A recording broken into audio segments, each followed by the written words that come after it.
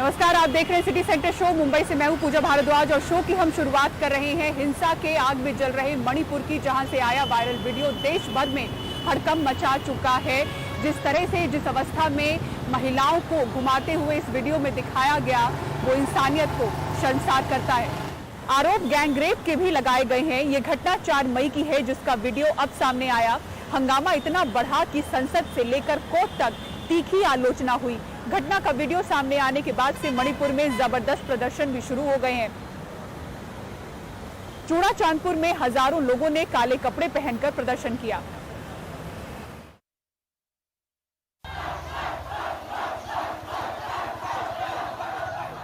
मणिपुर के आदिवासी बहुल चूड़ाचांदपुर जिले में विशाल विरोध प्रदर्शन। एक दिन पहले ही एक वायरल वीडियो के जरिए मई में शुरू हुए दंगों का भयानक रूप सबके सामने आया। ये वीडियो 4 मई को शूट किया गया, जिस दिन मणिपुर के कई हिस्सों में हिंसा की सबसे बुरी वारदातें हुई। वीडियो में 2 आदिवासी महिलाओं के कपड़े उतारकर सड़क पर जुलूस निकालते दिखाया गया है। पुरुषों के एक झुंड ने उनका यौन उत्पीड़न भी किया। पुलिस की एफआईआर में लिखा है कि कम से कम एक महिला का उसी भीड़ ने बाद में सामूहिक बलात्कार भी किया।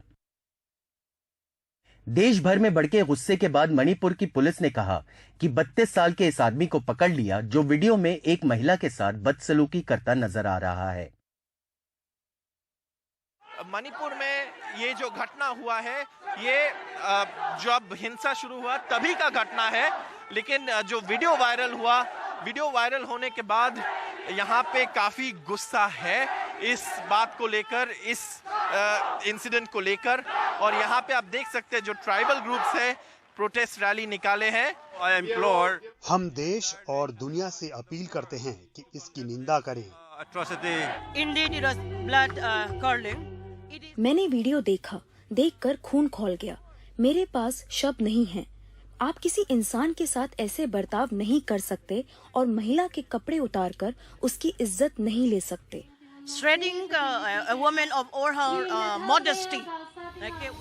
एनडीटीवी को एफआईआर की कॉपी भी मिली है। वीडियो में महिलाएं गांव वालों के एक बड़े समूह का हिस्सा थीं, जो 4 मई की हिंसा से बचने के लिए भागकर जंगल में चली गई थीं। एफआईआर के हिसाब से इन लोगों को एक पुलिस दल मिला, जिसने सुरक्षा का आश्वासन दिया, लेकिन कुछ ही पल बाद 800 से लेकर 1000 पुरुषों की एक भीड़ ने पुलिस वालों को ललकारा और महिलाओं समेत अन्य लोगों को अपने साथ ले गए। ये सब नजदीकी थाने से बस 2 किलोमीटर की दूरी पर हुआ। ये साफ नहीं है कि पुलिस ने क्या कार्रवाई की या कुछ किया भी या नहीं। मामले की एफआईआर में दर्ज है कि भीड़ ने 19 साल की पुरुष की हत्या कर दी, जब उसने वीडियो में से एक महिला जो उसकी बहन थी उसे बचाने की कोशिश की। एफआईआर में कहा गया है कि वीडियो में दिखने वाली एक महिला का सामूहिक बलात्कार भी किया गया। इस घटना की समाज के हर हिस्से ने निंदा की है। The video seems to be an action which was committed some 70-75 days ago. ये घटना करीब 70 दिन पहले हुई और अब ये वीडियो क्यों आया है, ये हम पता करने की कोशिश कर रहे हैं। इन 2 महीनों में हमने ऐसे हमलों की तस्वीर देखी है, यातनाओं की और गुप्तांगों की चोट पहुंचाने की। Many innocent people being tortured brutally. एक वायरल वीडियो में ये सामने आया है कैसे एथनिक वायलेंस के दौरान मणिपुर में महिलाओं के ऊपर अत्याचार हुआ है। और इस वीडियो में ये भी दिखा गया है कैसे सरेआम रास्ते पर महिलाओं के शरीर से कपड़े उतारकर उनके साथ सेक्सुअल असॉल्ट हुआ है। इससे कई जरूरी सवाल उठते हैं, जिसके जवाब सरकार को देने ही होंगे। इम्फाल में बीएम सुंजू, चूड़ाचांदपुर में सौरभ गुप्ता और जीडी शंकर के साथ रत्नदीप चौधरी की रिपोर्ट, एनडीटीवी इंडिया। मणिपुर को लेकर सदन में खूब हंगामा हुआ, देखिए रिपोर्ट। और मैं देशवासियों को विश्वास दिलाना चाहता हूं, किसी भी गुनहगार को बख्शा नहीं जाएगा। कानून अपनी पूरी शक्ति से, पूरी सख्ती से एक के बाद एक कदम उठाएगा। मणिपुर की इन बेटियों के साथ जो हुआ है, इसको कभी माफ नहीं किया जा सकता है। मानसून सत्र शुरू होने से पहले प्रधानमंत्री नरेंद्र मोदी ने मणिपुर की घटना पर अपनी चुप्पी तोड़ी। वायरल वीडियो को लेकर पीएम मोदी ने कहा कि राज्यों को अपनी कानून व्यवस्था को मजबूत करना चाहिए, ताकि ऐसी घटनाएं दोबारा न हो। मणिपुर की जो घटना सामने आई है, किसी भी सभ्य समाज के लिए ये शर्मसार करने वाली घटना है। मैं सभी मुख्यमंत्रियों से आग्रह करता हूं कि वे अपने राज्य में कानून व्यवस्थाओं को और मजबूत करें, खास करके हमारी माताओं बहनों की रक्षा के लिए कठोर से कठोर कदम उठाएं। लेकिन मणिपुर पर प्रधानमंत्री मोदी का बयान भी संसद में हंगामे को रोक नहीं पाया। लोकसभा राज्यसभा में इस मुद्दे पर जमकर हंगामा होता रहा। मणिपुर संकट पर संसद में चर्चा किस नियम के तहत कराई जाए, इस महत्वपूर्ण सवाल पर सत्ता पक्ष और विपक्ष के बीच मतभेद खुलकर सामने आ गया है। विपक्षी दल अपनी मांग पर अड़े हुए हैं कि राज्यसभा में मणिपुर संकट पर चर्चा नियम 267 के तहत कराई जाए, क्योंकि इसमें सदन की तय कार्रवाई को रोककर लंबी चर्चा का प्रावधान है। विपक्ष इस बात पर अड़ा रहा कि सदन में पहले मणिपुर पर चर्चा हो, चर्चा के दौरान प्रधानमंत्री जवाब दें। वहीं सरकार की ओर से कहा गया कि विपक्ष जानबूझकर सदन चलने नहीं दे रहा है। शॉर्ट ड्यूरेशन में कई अपोजिशन पार्टी के एमपी ने नोटिस दिया है। उनको उनके मन में ये था कि 176 में भी हम चर्चा के लिए तैयार नहीं होंगे। जब हम तुरंत चर्चा के लिए तैयार होंगे तब उनके मन में आए कि अभी और एक बहाना ढूंढेंगे और सदन का कार्रवाई को हम रोक देंगे। This is their attitude. विपक्ष जो मांग रहे हैं कि प्रधानमंत्री जो माध्यमों के लिए बात करने के लिए तैयार था कि वो सांसद पे आए, जो इस विषय का मंच है, और यहाँ आके वो खुद कम से कम उसकी प्रेजेंस तो होना चाहिए, वो वहाँ बैठना चाहिए, सुनना चाहिए। अल्टीमेट जिम्मेदारी उनकी तो है, तो इसलिए हम चाहते हैं कि प्रधानमंत्री आके बैठे यहाँ और इस डिबेट में शामिल हो। मणिपुर की घटना को लेकर महिला सांसद काफी गुस्से में नजर आई। इन सांसदों की मांग है कि दोषियों को जल्द से जल्द कड़ी सजा मिले और इस पर राजनीति न हो। इस दुर्घटना से सभी बहुत आहत हैं। लेकिन विपक्ष मांग कर रहा है कि प्रधानमंत्री सदन के अंदर बयान दें, और जो बोले हैं वो विपक्ष के दबाव की वजह से बोले हैं। देखिए, ऐसा है कि ये ऐसी घटना नहीं है कि जो किसी के दबाव में किसी के अंदर से कोई बात नहीं। अब ये घटना समझ आई है तो हमारे प्रधानमंत्री, हमारी सरकार जो जीरो टॉलरेंस टुवर्ड्स क्राइम रखती है, वो इस पर जांच करके तत्काल दोषियों को पकड़ेगी और उनके खिलाफ कार्रवाई होगी। मई में हुई घटना को एग्जैक्ट पार्लियामेंट के एक दिन पहले इतना तरीके से वायरल करना, जो घटना हुई वो अतिशय दिल दहलाने वाली घटना है। और जिन्होंने भी ये क्राइम किया है, जिन्होंने भी इस तरीके का महिलाओं पे दुर्व्यवहार किया है, उनके ऊपर कड़क से कड़क कार्रवाई होगी। मानसून सत्र का पहला दिन हंगामे की भेंट चढ़ गया। हालांकि मणिपुर को लेकर सत्ता पक्ष और विपक्ष दोनों चर्चा चाहते हैं, फिर भी गतिरोध बना हुआ है। मणिपुर की घटना वाकई में शर्मनाक है और इस पर संसद में गंभीर चर्चा और दोषियों पर कार्रवाई जरूरी है।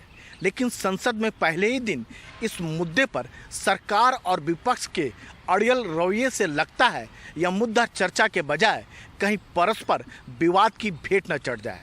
नई दिल्ली में हिमांशु शेखर और राकेश सिंह के साथ राजीव रंजन, एनडीटीवी इंडिया। और अब खबर दिल्ली के रोहिणी के सेक्टर 15 की, जहां जिम में करंट लगने से युवक की मौत हुई है। ट्रेडमिल में करंट था। सक्षम नाम का युवक वर्कआउट के बाद ट्रेडमिल पर बैठा और करंट की चपेट में आया, जहां उनकी जान चली गई। पुलिस ने मामला दर्ज किया है और जिम संचालक की गिरफ्तारी की गई है। घर के आगे मातम का माहौल है। पड़ोसी, रिश्तेदार उस परिवार का ढाढ़स बढ़ा रहे हैं जिसने अपने जवान बेटे को खो दिया। गलती किसी की, सजा 24 साल के सक्षम पुरुषी को मिली। मंगलवार को रोहिणी के सेक्टर 15 का ये जिमप्लेक्स फिटनेस जोन सक्षम की मौत की वजह बना, जब वर्कआउट के बाद सक्षम जिम के ट्रेडमिल पर सुस्ताने बैठा तो उसमें दौड़ रहे करंट की चपेट में आ गया। वहीं पे कानाफूसी हो रही थी, वहाँ 2 लड़के के उसको करंट लगा। तब हमने पुलिस को इन्फॉर्म किया कि इसको जो अटैक का बता रहे हैं वो अटैक नहीं है, इसको कहीं करंट लगा है। तो पुलिस ने फिर जाके सीसी फुटेज की जाएगी तो उसमें उनको क्लियर हो गया इसको करंट ही लगा। जिम वाले संचालक चाह रहे थे इसका कोलैप्स बता दें, तो वो सीसीटीवी फुटेज पे जानकारी पर पता चला कि उनको करंट लगा। सक्षम गुरुग्राम की एक मल्टीनेशनल कंपनी में मैनेजर थे। 6 महीने पहले ही बीटेक पूरा हुआ था। 3 महीनों से इसी जिम में जाते थे, पर परिवार ने कहा मंगलवार को कुछ दिनों के बाद गए तो खबर न थी कि ट्रेडमिल में करंट है हालांकि इसकी शिकायत पहले से ही जिम में जाने वाले दूसरे लोग कर रहे थे। 6 महीने पहले भी उनको इन्फॉर्म किया था कि इस मशीन में करंट आ रहा है रनिंग करते हुए, लेकिन उन्होंने इसको आता भी था जो ट्रेड में ठीक करने के लिए, लेकिन वो नहीं पता कि वो क्या प्रॉब्लम होती खत्म हुई या नहीं खत्म हुई थी। हादसा मंगलवार को हुआ और फिर पोस्टमार्टम करवाया गया, जिसके बाद सही वजह की जानकारी मिली। पुलिस ने मामला दर्ज करके जिम संचालक अनुभव दुग्गल को गिरफ्तार कर लिया। लापरवाही है तो गिरफ्तारी भी, पर उस जान का क्या जो बनाने तो सेहत गया था पर सांसें थम गई। परिवार का दुख तो कम नहीं किया जा सकता है, पर पुख्ते जांच के जरिए जिम्मेदारी तय करके दर्द को बांटा जरूर जा सकता है। नई दिल्ली से अपने सहयोगी मुकेश सिंह सेंगर के साथ परिमल कुमार, एनडीटीवी इंडिया। और अब बड़ी खबर महाराष्ट्र के रायगढ़ जिले से, जहां बड़ा भूस्खलन हुआ, एक पूरा गांव मलबे में दब गया, 16 लोगों की मौत हुई, 100 से ज्यादा लोग गायब हैं। परिवार वाले अपनों की तलाश में लगे हुए हैं, मातम का माहौल है। सोहित मिश्रा की आपको यहां से ग्राउंड रिपोर्ट दिखाते हैं। खालापुर इलाके में नमरेशवाड़ी गांव के इस राहत शिविर में हर किसी की आंखें नम हैं। कई लोगों के घर पूरी तरह से बर्बाद हो चुके हैं, घर के सदस्य गायब हैं, लोग अपनों का इंतजार कर रहे हैं।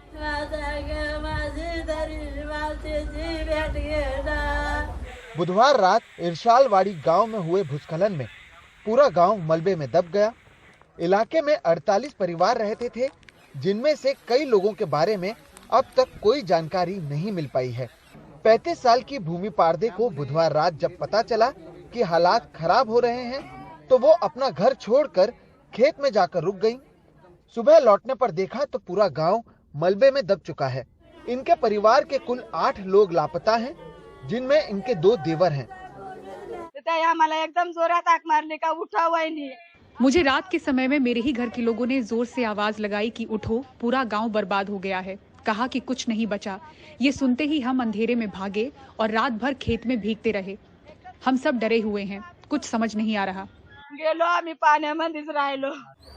रायगढ़ इलाके में पिछले 2 दिनों से भारी बारिश हो रही है और बुधवार रात करीब 10:30 बजे भूस्खलन होने के कारण रात के अंधेरे में लोग सुरक्षित स्थान पर नहीं जा सके। गुरुवार सुबह से ही राहत और बचाव का काम जारी है। रागी पारदे को गुरुवार सुबह सुरक्षित बाहर निकाल लिया गया, लेकिन परिवार के कई सदस्यों के बारे में कोई जानकारी नहीं मिल पाई है। एक ही झटके में इनके तरह कई लोगों का जीवन तबाह हो गया है। मेरे परिवार के सभी लोग मिट्टी में दबे हुए हैं, कोई नहीं बचा है। मेरे ननद के 7 लोग, मेरे बुआ के घर के 4 लोग, मामा के घर के 5 लोग थे, कोई नहीं बचा। जिस इरशालवाड़ी गांव में ये भूस्खलन हुआ है, वहां पहुंचने के लिए पक्के सड़क से लोगों को लगभग 1.5 घंटे तक पहाड़ पर पैदल चलकर जाना पड़ता है, जो एनडीआरएफ सहित दूसरे एजेंसियों के सामने सबसे बड़ी चुनौती है।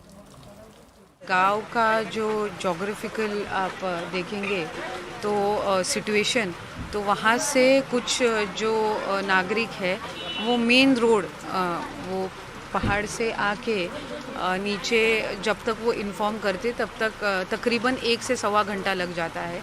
और जब उन्होंने 12, सवा 12, साढ़े 12 बजे लोकलाइट्स यहाँ के जो है एडमिनिस्ट्रेशन है उनको जब संपर्क किया, तो उसके बाद तकरीबन 15-20 मिनट में ही यहाँ पे जो लोकल अथॉरिटीज़ है, एडमिनिस्ट्रेशन है और जो लोकल रेस्क्यू टीम्स है वो यहाँ पे आए। उन्होंने रेस्क्यू ऑपरेशन की तकरीबन 12:30-1 बजे शुरुआत की, लेकिन बारिश ज़्यादा होने के कारण और अंधेरा होने के कारण जो रेस्क्यू ऑपरेशन है वो थोड़ा धीमा था।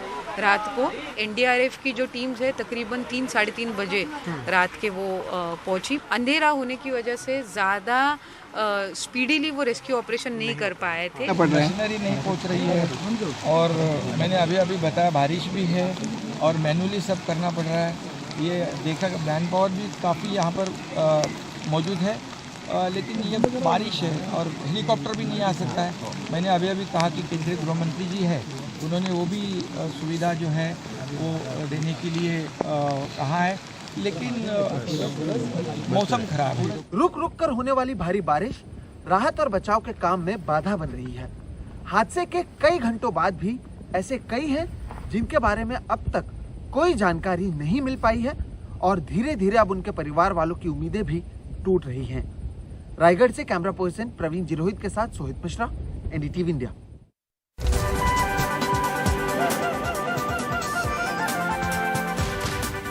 और अब हौसला बढ़ाने वाली एक दिलचस्प कहानी आंध्र प्रदेश से। गरीबी का सामना करते हुए, खेत मजदूरी करते हुए एक महिला ने किस तरह से पीएचडी का सफर तय किया, आइए इस रिपोर्ट में आपको दिखाते हैं।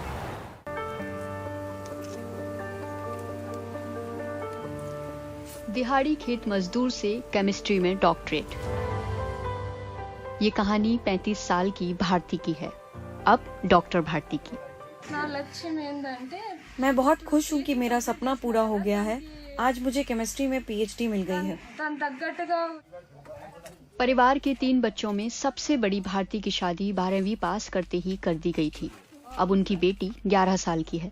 जिंदगी बड़ी कठिन थी, लेकिन भारती के हौसलों में कोई कमी नहीं आई। पति ने भी पूरा साथ दिया। अपने परिवार की मदद के लिए मैंने खेतों में काम किया। कॉलेज जाने के लिए कभी मैं पैदल चली तो कभी बसों से। जिंदगी बहुत आसान नहीं थी, लेकिन मेरे पति हमेशा मेरे साथ रहे। भारती अब उसी कॉलेज में प्रोफेसर बनने की उम्मीद कर रही हैं, जिसमें उनको ऊंची पढ़ाई का सपना पूरा करने के लिए हौसला दिया गया। अनंतपुर से उमा सुधीर की रिपोर्ट, एनडीटीवी इंडिया।